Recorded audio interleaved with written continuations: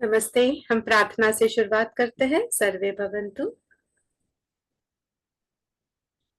ओम सर्वे भवन्तु सुखिनः, सर्वे सन्तु निरामयाः, सर्वे भद्राणि पश्यन्तु, मा कश्चित् दुःखभाग् भवेत्। ओम शांति शांति शांति।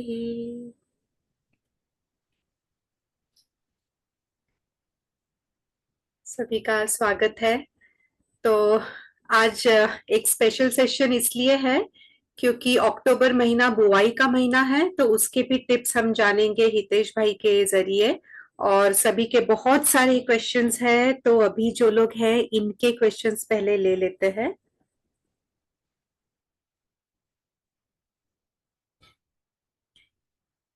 ये प्रवलिका नाम से है या आप विजय जी है ना? मुझे शोभना जी और विजय जी में बहुत कंफ्यूजन होता है। I know, yes. या अच्छा, तो विजय जी का एक सवाल पहले ले लेते हैं। पुदीना suddenly dried up and it finished, तो हाउ टू हाँ टेक केयर हाँ, ऑफ दैट? और पान, यानी पुदीना तो सूख गया, खत्म हो गया, पर पान का जो पौधा था वो सडनली ग्रो कर रहा था और उसके पत्ते जो है वो छोटे छोटे वो टिल्ट होने लग गए थे, मुड़ने लग गए थे। तो उसे कैसे रिवाइव करना है हितेश भाई? ये आई थिंक दिल्ली में है ना शोभा जी? तो दिल्ली के पास में। देखिए उसके अंदर दूसरा कुछ नहीं है। ओवर रेन की वजह से जो है वो पुदीना जल गया है, क्योंकि पुदीना को ज्यादा पानी भी परेशान करता है और ज्यादा धूप भी परेशान करती है। तो वो पुदीना पत्ते भले ही झड़ गए हो, वो पुदीना रिवाइव हो जाएगा। ओके। पर हितेश भाई पुदीना को तो ज्यादा पानी चाहिए होता है ना? नहीं, ज्यादा पानी चाहिए होता है, पर अगर उसके ऊपर ठंडा पानी गिरे ना, तो हाँ। ठंडा पानी उसको पसंद नहीं आता है। और अभी जो बारिश का पानी गिरा वो ठंडा पानी था।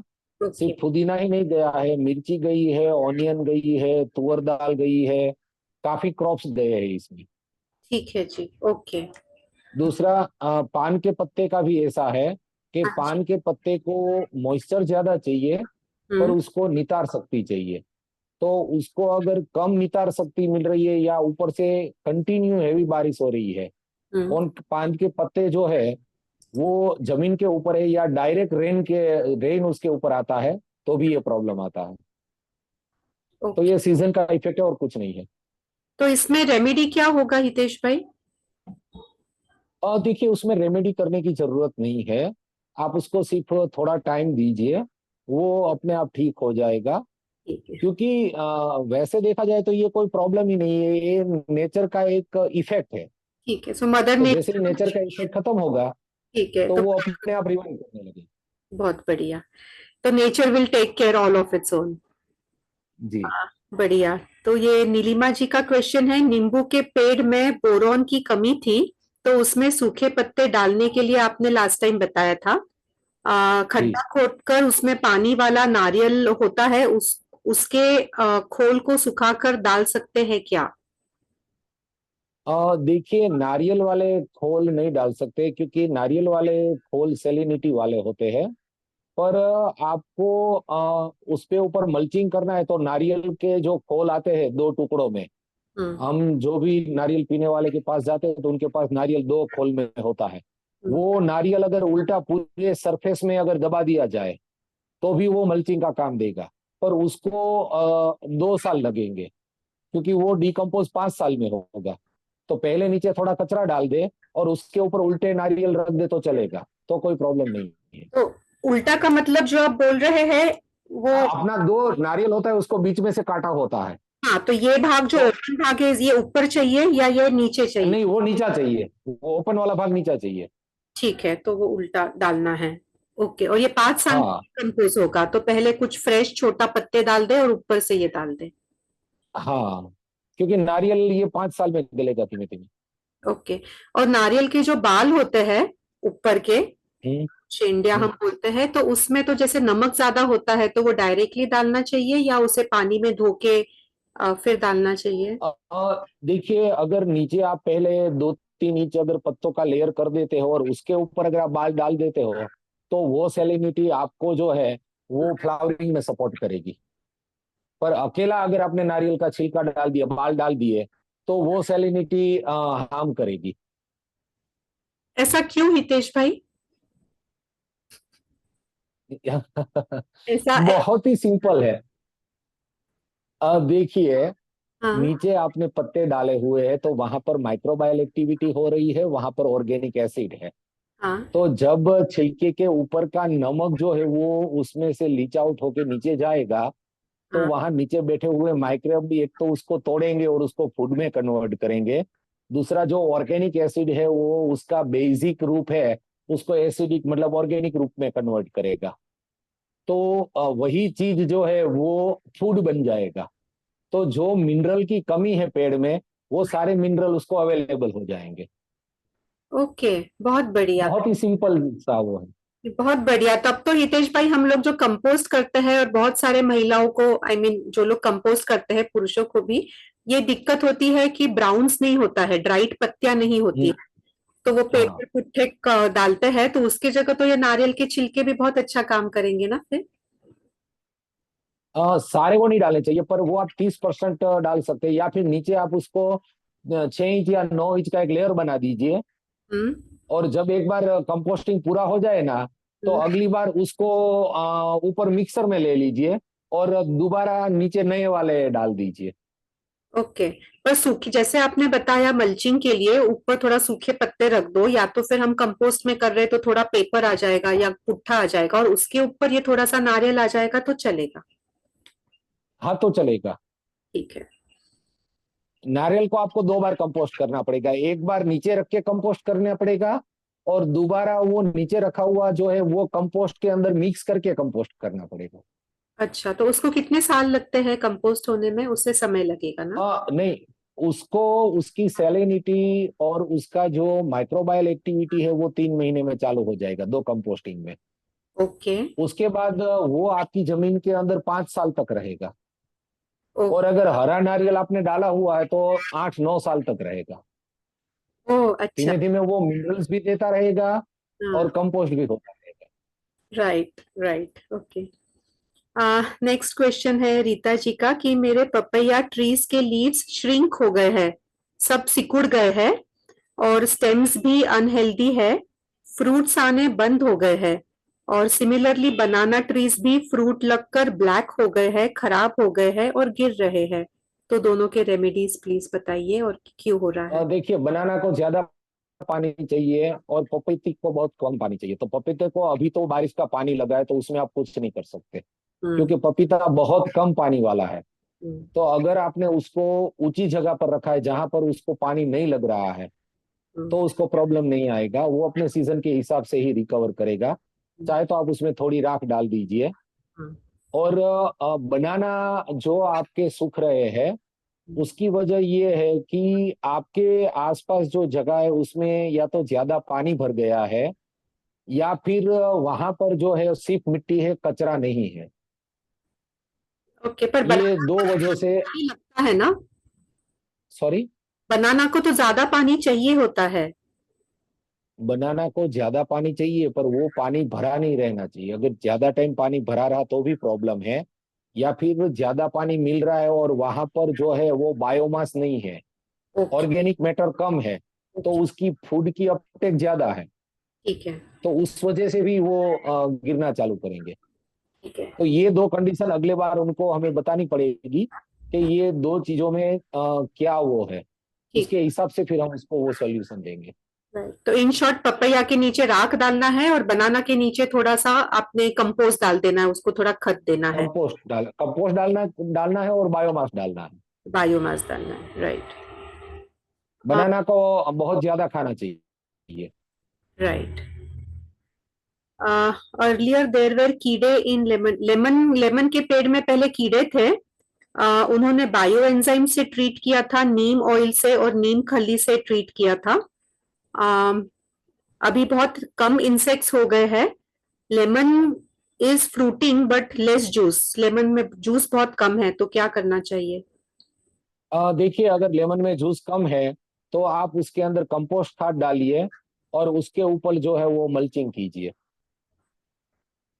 ओके, ठीक है। अभी अगर सडन आपको करना है तो उसके अंदर आप जो है वो कोई भी अमृत जल है, जीवामृत है, वो दे दीजिए, ओके, ठीक है। तो उसमें जूस भरना चालू हो जाएगा। ठीक है। और उसका वीडियो हमने शेयर किया ही है ग्रुप में, अमृत जल या अमृत मिट्टी कैसे बनानी है वो। नेक्स्ट क्वेश्चन है जी। संतोष भाई कि how to do dragon fruit farming and from where to get the samplings, what should देखिए, सैंपलिंग, सॉइल मिक्स क्या होना चाहिए और वाटरिंग रिक्वायरमेंट और मैन्युअल रिक्वायरमेंट क्या है ड्रैगन फ्रूट के लिए? देखिए, ड्रैगन फ्रूट को जो है वो 35 डिग्री से ज्यादा टेम्परेचर सूट नहीं करता है। अगर आपके एरिया में 35 डिग्री से ज्यादा टेम्परेचर है तो आपको पूरी गर्मी में उसको ऊपर व्हाइट कॉटन का जो है आपको छांव देना पड़ेगा उसको। ये पहली नीड है।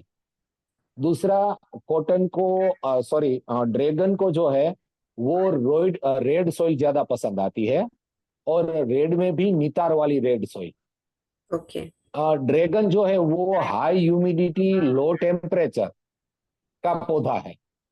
तो आपका ह्यूमिडिटी लेवल 90 के आसपास या 90 के प्लस होना चाहिए 24 आवर, या कम से कम 12, 15, 18 घंटे। टेम्परेचर आपका 30, 35 से ज्यादा नहीं होना चाहिए। तो ऐसी कंडीशन में ड्रैगन सबसे ज्यादा फ्रूट देते हैं। ओके, तो ये अगर आपको घर में भी करना है, ह्यूमिडिटी इन एयर ज्यादा चाहिए और पानी की नमी कितनी? हाँ, मीडियम चाहिए। सॉइल में पानी कितना चाहिए? मीडियम चाहिए, नितार वाला सॉइल चाहिए।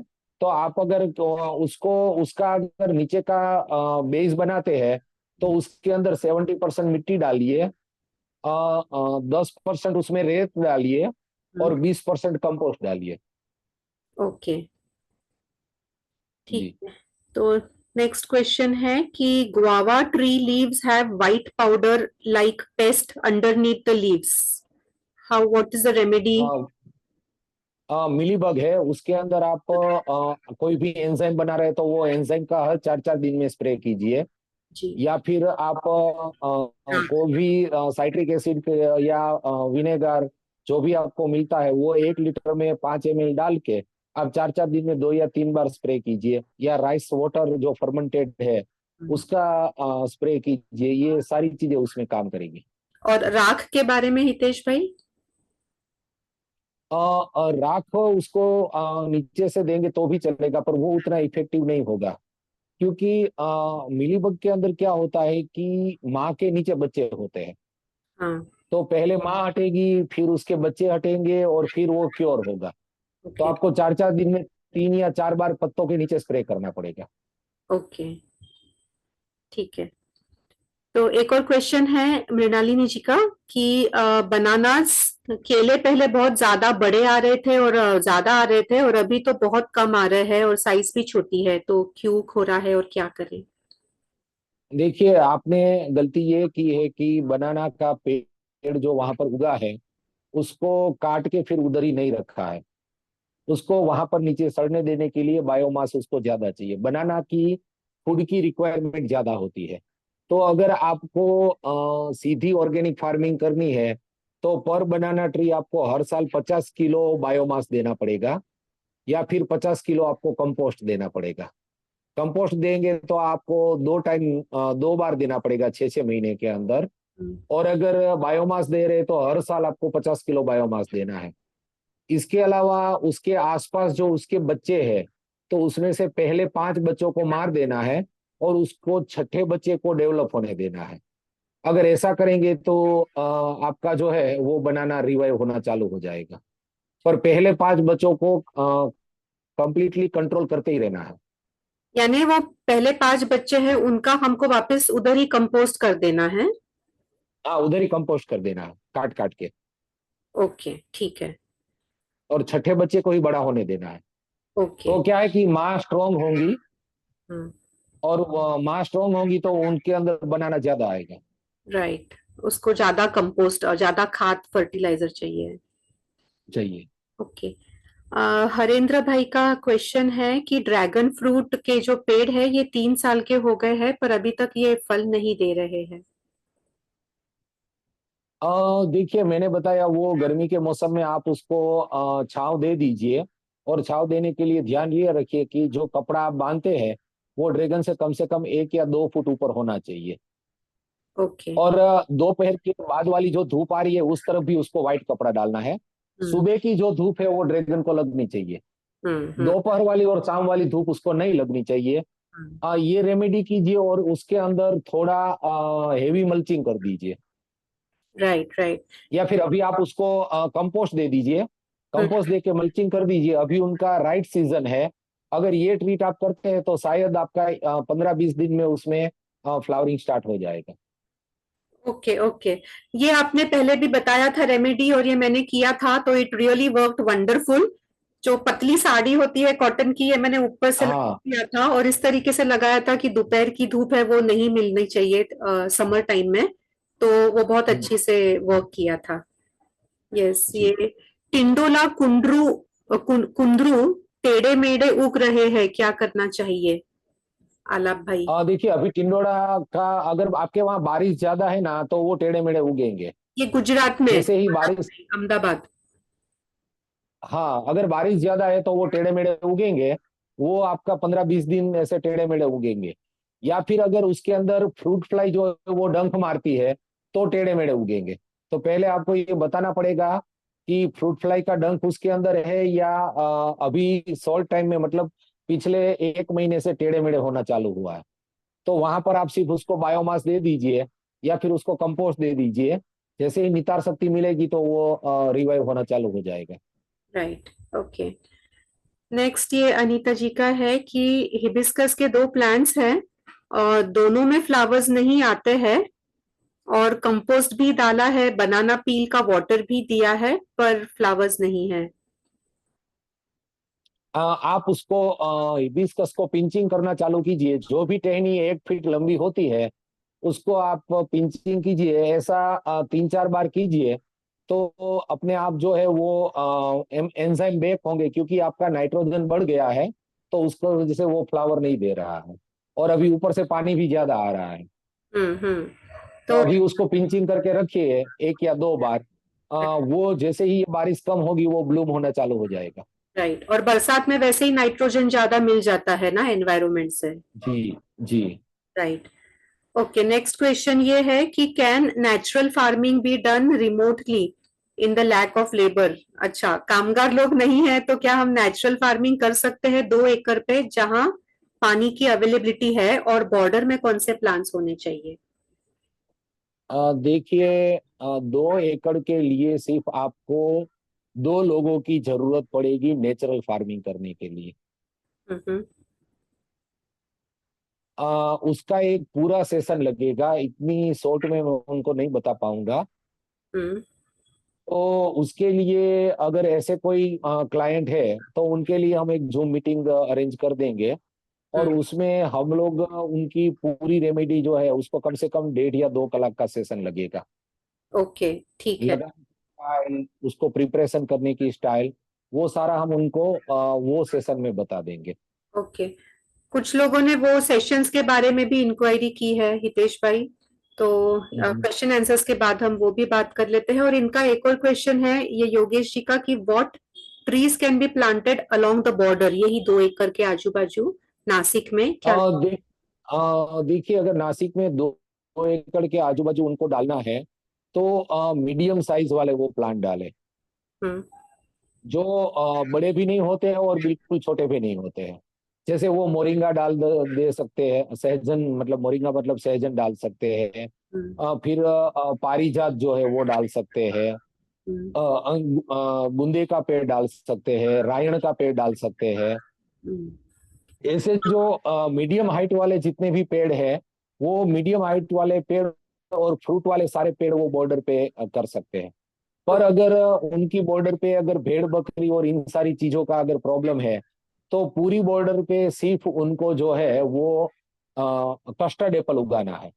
हर 5-5 फीट पे कस्टर्ड एप्पल की पूरी दीवार बना दे तो और वो उसमें भी उनको सिर्फ जो देसी वाला आता है सिंधन वेराइटी, वो सिंधन वेराइटी ही उनको लगाना है, कोई भी हाइब्रिड उसमें नहीं लगाना है। राइट तो राइट। बॉर्डर कर देंगे तो उनकी बॉर्डर भी कॉर्डन हो जाएगी, बाहर से गाय और भेड़ बकरी भी नहीं आएगी, जी और उनको फ्रूट भी मिलेंगे और उनको एग्रो क्लाइमेट भी मिल जाएगा। जी बिल्कुल। तो जो भेड़ बकरियां है ये सीताफल के पत्ते नहीं खाते हैं, है ना? नहीं, वो अगर खाएंगी तो तुरंत मर जाएंगी। बाप रे, मर जाएंगे, इतना ये होता है? हाँ हाँ। अच्छा, हमारे लिए नहीं है हानिकारक, भेड़ बकरियों के लिए है? पत्ते तो हमारे लिए भी हानिकारक, किसी को चार पत्ता खिला दीजिए आदमी मर जाएगा। अरे बाप रे। अच्छा, ठीक है। ये शोभा जी का एक और है कि you are growing plants and trees in Kutch in salt but water hmm, diffuse out of the cell when put in excess salt like pickles. Pickles are preserved putting extra salt. अच्छा, इन हम्म, शॉर्ट ये आई think ये कहने का प्रयास कर रहे हैं कि जो कच्छ में आपने खेती की है वहां पे, तो वहां पे सॉल्ट के अंदर, तो जैसे हम पिकल्स के अंदर डालते हैं तो सॉल्ट तो वो पानी छोड़ देता है, तो इसके अंदर आपने पेड़ कैसे उगा दिए हैं?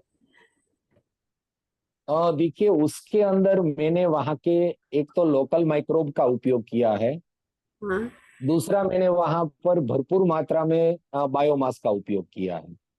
हम्म। ये दो ही चीजें हैं जो कहीं पर भी कुछ भी उगाना हो आपको वो उगा कर दे सकते हैं।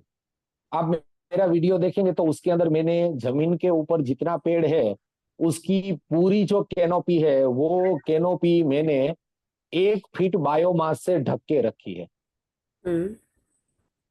और दूसरा वहां के वो जो सोल्टी माइक्रोब है, उन सोल्टी माइक्रोब को मैंने वहां पर ग्रो कर करके उनको वहां पर मल्टीप्लाई करके दिया है, ताकि वही वो जो सॉल्ट है वो हम्म। उस सॉल्ट को डिकम्पोज कर करके उसको फूड बनाए। और वहां पर जो आप शूटिंग देख रहे थे, वो जो कमाल है वहां के लोकल माइक्रोब का ही वो कमाल।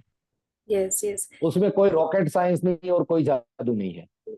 हितेश भाई, आपका वो वीडियो देना बाकी है अभी का, जो है वहां पे सेक्रेट फॉरेस्ट में कच्छ में, उसका वीडियो और हम्म। पहले का वीडियो, तो इसका भी बना देंगे। और बाकी लोगों के लिए ये वीडियो ऑलरेडी यूट्यूब के ऊपर है, नेचुरल फार्मिंग यूट्यूब चैनल पे, तो वो आप डिटेल में देख सकते हैं।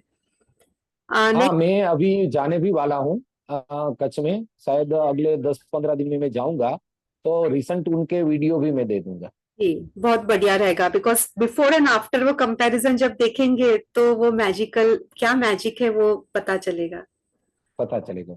या ये अरविंद भाई पूछ रहे हैं कि ड्वार्फ वेराइटी ऑफ पपैया का नाम क्या है और वो कहाँ मिलेगा? देखिए ड्राफ्ट वेराइटी तो कुछ एक लोग बनाते हैं, पर उसमें अभी कितना सक्सेस है वो मुझे पता नहीं है। पर आपको गुजरात में है तो आपको मधु बिंदु बहुत बढ़िया मिल जाएगा।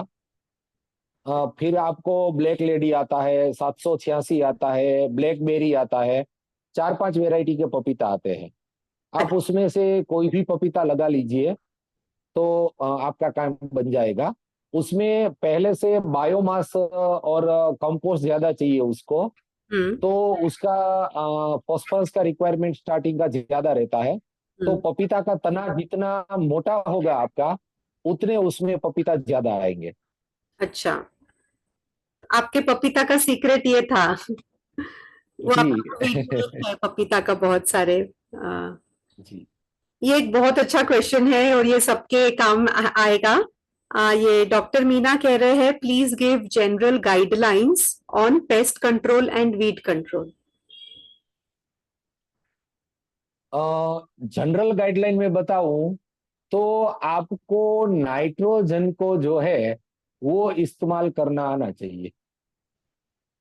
अगर आपके पौधे के अंदर नाइट्रोजन कभी भी ओवर नहीं होगा तो कोई भी प्रकार की पेस्ट नहीं आएगी। हम्म। उसके लिए आपको तीनों सीजन के अंदर, मतलब कि बारिश के अंदर आपको नाइट्रोजन बिल्कुल नहीं देना है, बारिश के अंदर आपको फास्फोरस और पोटास देने वाली चीजें देनी है, सर्दी के मौसम में आपको भरपूर नाइट्रोजन देना है, और गर्मी के मौसम में आपको नाइट्रोजन और पानी दोनों का बढ़िया बैलेंस करना है। हम्म। नाइट्रोजन ज्यादा चाहिए। इसके ऊपर हाँ, गर्मी में भी नाइट्रोजन चाहिए और पानी भी चाहिए। ऐसा है तो गर्मी में पानी 2 बार देना पड़ेगा। राइट। ठीक है। अगर ज्यादा ठंड आ रही है तो भी 2 टाइम पानी देना पड़ेगा। राइट। ज्यादा ठंडी है तो भी 2 टाइम पानी, ज्यादा गर्मी है तो भी 2 टाइम पानी। राइट। ठीक है। मतलब कि जो पेस्ट का जो पूरा रिलेशन है ना, वो हम्म। सिर्फ नाइट्रोजन और पानी के ऊपर डिपेंड करता है। हम्म। अगर आप नाइट्रोजन और पानी की रमत को अच्छी तरह समझ लेना, तो कभी भी आपके वहां पेस्ट आएंगे ही नहीं। तो ऐसा है तो इसके लिए भाई भी हम इसमें, एक स्पेशल अलग से सेशन बना सकते हैं। ठीक है मैं नोट कर लेती हूँ, पर इसमें कार्बन कंटेंट का भी तो कुछ मायने होंगे ना? देखिए, कार्बन कंटेंट वो तो बेसिक रिक्वायरमेंट है। हाँ। आपका कार्बन 1 के ऊपर जाएगा तभी सारी जो बाजी वो आपके हाथ में आएगी। हम्म। और अगर आपका कार्बन कंटेंट 3 है तो हम्म। आपको कोई टेंशन लेने की जरूरत ही नहीं है। हम्म। आपको सिर्फ वहां पर कचरा डालते जाना है, फ्रूटिंग अपने आप आएगी। राइट। राइट। ठीक है। तो बस 9 मिनट बाकी है, हम बस दो तीन क्वेश्चंस और ले लेते हैं और फिर हम इसके कुछ टिप्स दे देंगे। ठीक। Lemons are splitting open and falling after ripening. अच्छा, देखिए, पेड़ पे से ही वो स्प्लिट होके पिक के नीचे गिर रहे हैं। हाँ, उसको ज्यादा पानी मिल रहा है इसलिए उसकी स्किन फट रही है, क्योंकि नीचे से पानी का अपटेक ज्यादा है। ओके। और उनकी स्किन जो है वो गर्मी के अंदर थोड़ी हार्ड हो जाती है। उसके लिए अगर ये रमत है तो उसके लिए उनको अभी से 6 या 9 इंच का मल्चिंग करके रखना है, तो अगले साल से वो प्रॉब्लम नहीं आएगी। ओके, तो अभी थोड़ा राख भी डाल सकते हैं? राख डालने से कोई फायदा नहीं होगा, क्योंकि अच्छा। ऊपर से पानी इतना मीठा पड़ रहा है तो वाटर अपटेक ही ज्यादा है। वो नींबू वो इस्तेमाल कर सकते हैं, नींबू में कोई खराबी नहीं है। ओके। सिर्फ उसकी कील फट गई है, बस। और मुरुम से, उसको रख नहीं सकते 24 घंटे से ज्यादा। ओके, मुरुम से भारी मिट्टी को उपजाऊ कैसे बनाएं? कचरा डाल के, बढ़िया। जितना हो सके उतना बायोमास आप डालिए, जो भी बायोमास मिल जाए आपको। राइट। आपको टहनी मिल जाए, पत्ते मिल जाए, कोई भी प्रकार के हस्क मिल जाए, या कोई भी कचरा मिल जाए। किचन का सारा बायोडिग्रेडेबल वेस्ट डालिएगा प्लीज। हाँ हाँ, बस। और सीताफल के पत्ते अगर पॉइजनस है तो इसका हम लोग बायो एंजाइम बनाते हैं, तो इज दैट ओके? हाँ, देखिए, मैं तो किसी भी जहरीली चीज से कोई भी पेस्ट को मारने की सलाह नहीं देता हूँ। देखिए, मैंने आज तक आपको कोई ऐसी रेमेडी नहीं दी है जिसके अंदर मैंने करेण के पत्ते लिया हो, या धतूरा का पत्ता लिया हो, या कस्टर्ड एप्पल का पत्ता लिया हो। मिर्ची के पत्ते। आप ऐसी रेमेडी सेट कीजिए कि वो पौधा ही इतना भीम जैसा ताकतवर हो। क्योंकि अगर वो ताकतवर पौधा होगा तो ही वो जो फ्रूट देगा वो इतना ताकतवर होगा कि आपको भीम जैसा बना देगा। यस। पर वो खुद ही मरियल है, और उसको बचा बचा के फ्रूट लेंगे तो वो फ्रूट ऐसा ही देगा जो आपको मरियल ही बनाएगा। यस। यस। तो हमें वो मरियल वाली सिस्टम में जाना ही नहीं है। बिल्कुल। तो आप में से कुछ काफी लोगों ने हितेश भाई के सत्र भी अटेंड किया है, तो हितेश भाई के सत्र में पेस्ट कंट्रोल नाम का चीज होता ही नहीं है। बिकॉज पेस्ट होते ही नहीं है, वो ऑटोमेटिकली अपने आप ही कंट्रोल हो जाते हैं। वैसे ही जैसे एक बच्चा है, उसकी इम्यूनिटी पावर इतनी स्ट्रांग होती है तो डिसीज होते ही नहीं है, और अगर होते हैं तो ऑटोमेटिकली 2-3 दिन आराम करना है, सो हमने भी थोड़ा धीर रखना है और ऑटोमेटिकली क्योर हो जाता है। तो उसपे से हितेश भाई ध्यान आया कि कुछ लोग आपके सत्र के बारे में भी इंक्वायर कर रहे थे। तो हम आपको कब समय होगा और हम कब कर सकते हैं? 3 दिन का ही पहले किया था, वैसे कुछ कर सकते हो अगर? अ, अक्टूबर में बुआई का महीना आ गया तो लोगों को अभी लाभ हो सकता है।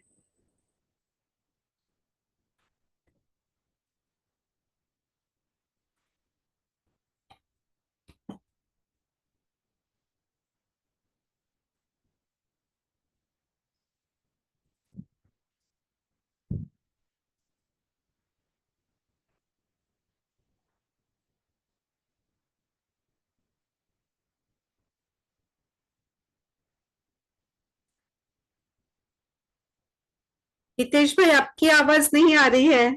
सो Am I audible? Can someone please respond? अच्छा, तो I think some problem at Hitesh bhai's end. We'll just give him some time to connect back. Okay, so I thought there was some issue at my end. Okay, तो 3 दिन के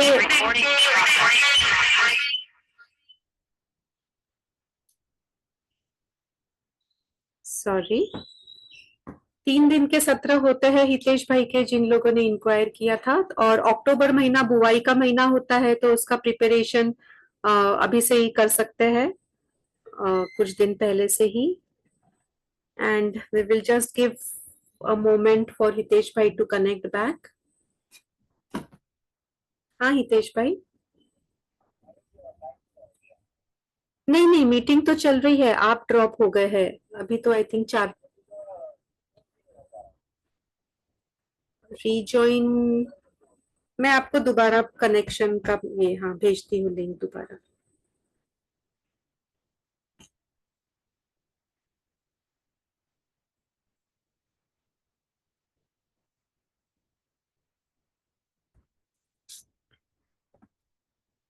all right. So Neelima ji, yeah your travelling, आपका question सबसे पहले था, तो आपका question सबसे पहले ले लिया था. एंड जय जी, यूज वर्टिसिलियम लेकिन use for mealybug control. Okay, that's the answer. कुछ दिन पहले अपने एक ट्री के चारों तरफ 8-10 इंचेस खोद के ड्राइड लीव्स डाल दीजिए. ड्राइड लीव्स कोकोनट वाले डाल सकते हैं क्या?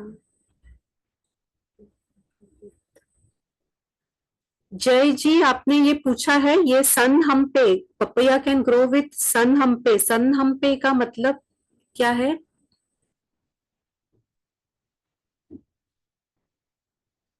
सन hemp convert to green mulching, ये प्लीज बताएं.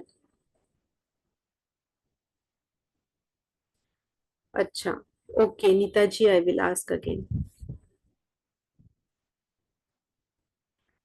Nita ji, yeah sorry, bio enzyme नहीं, वो बायो पेस्टिसाइड था. हाँ हितेश भाई. दीदी मेरा यहाँ पर नेटवर्क इशू है, नेटवर्क चला जा रहा है. ओके, चलिए, आपकी आवाज आ रही है, यही आवाज पे से सुना दीजिए. चलेगा ऐसे? हाँ, तो papaya can grow with sun hemp या hemp, provide better results after 45-50 days. Sun hemp convert to green mulching. I think ये सॉल्यूशन है क्या? सन हैम्पल क्या होता है, मैं समझ नहीं पाई हूँ. Sun hemp is for green manuring. Okay okay, हाँ, उसको ग्रीन मैन्योरिंग की तरह इस्तेमाल कर सकते हो गया. हाँ ठीक है, वो बता दिए. तो ये जो मैंने क्वेश्चन पूछा था सीताफल के पत्तों का, वो बायो एंजाइम के लिए नहीं, वो बायो पेस्टिसाइड के लिए था, जो आई थिंक आपने ऑलरेडी आंसर कर दिया है. जी जी जी, ठीक है. तो I think we have taken all the questions, and अभी 1 मिनट से कम समय बचा है, तो हम प्रार्थना से समाप्ति करते हैं फिर. जी जी, ठीक है. मैं हितेश भाई से कनेक्ट करके उनका समय लेके मैं ग्रुप में समय डाल दूंगी सेशन के, और हम लोग समाप्ति करते हैं प्रार्थना से. या सर्वे भवन्तु से हम समाप्ति करेंगे. ओम सर्वे भवन्तु सुखिनः, सर्वे सन्तु निरामयाः, सर्वे भद्राणि पश्यन्तु, मा कश्चित् दुःखभाग् भवेत्. ओम शांति शांति शांति. थैंक यू, नमस्ते. हम ग्रुप अभी वापस. Thank you